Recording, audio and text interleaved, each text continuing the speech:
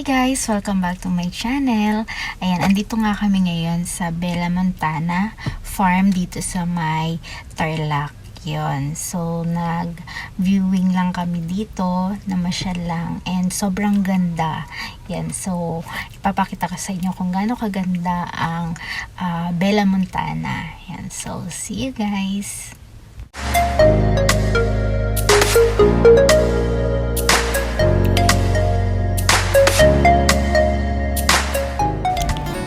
Dito nga kami dumaan sa loob ng Clark para makaiwas kami sa traffic, and 30 minutes away lang siya sa aming bahay. Napakaganda nga dito sa loob ng Clark, para kaming nasa ibang bansa pag dumadaan kami dito.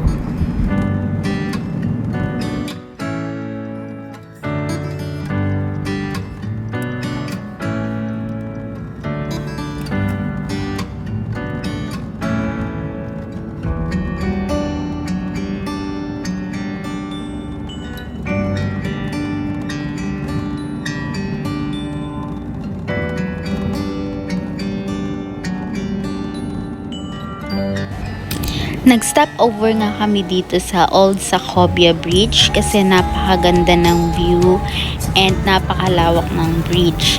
Yun, tapos napakaliwalas ng paligid.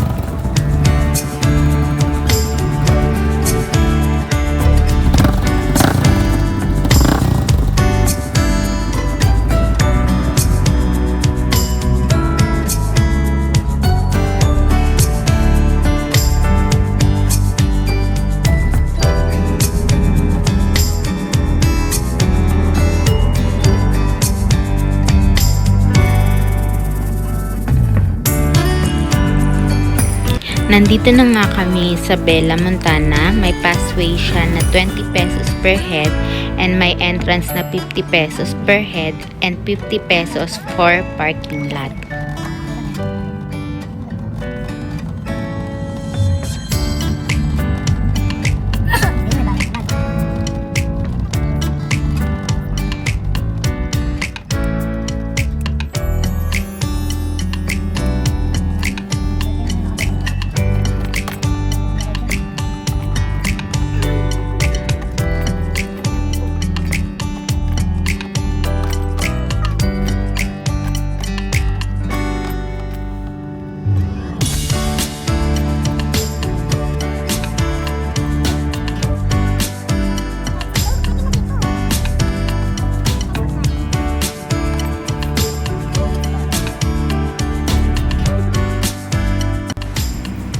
They are open Monday to Sunday, 6 a.m. to 10 p.m. Meron din silang overnight camping for reservation only. Best time to visit is during sunrise and sunset. May bilihan din nga pala ng food sa entrance ng farm, pero I recommend to bring your own food.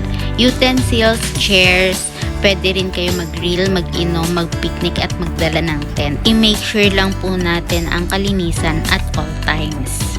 Kung medyo pagod ka na at stress sa busy life sa city, sobrang perfect ng place na ito para mag-relax at mag-unwind. Maaliwalas na kapaligiran, malamig na simoy ng hangin, magagandang puno at tanawin na siguradong mai-enjoy ng buong pamilya. Walang mahirap na trekking, kaya pwedeng-pwede sila lolo at lola. Mai-enjoy din nila ang lumanghap ng sariwang hangin. Madaming kids kaming nakita at sobrang enjoy sila maglaro at magabulan sa damuhan. And kung gusto nyo din isama ang pets nyo, pwedeng-pwede din kasi pet friendly din sila. Madami rin Instagrammable views na sobrang magugustuhan ninyo.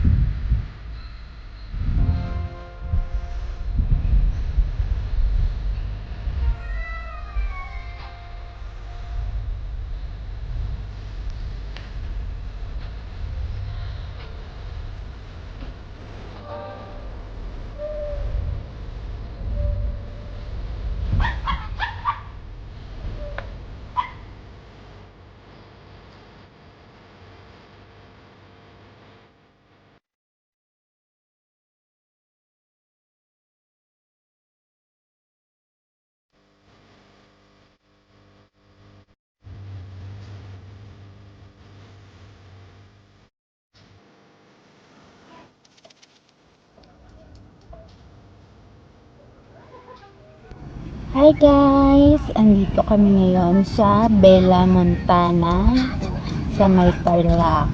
Yan, ganda ng view dito. Yan yung Mount Arayat.